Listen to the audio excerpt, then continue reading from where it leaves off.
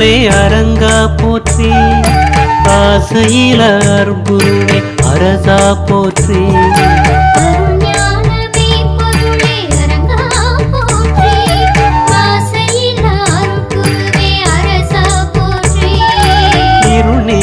ஜோதியே தேசிகா போற்றி, ஈகை குணம் தவறாத சித்தே போற்றி.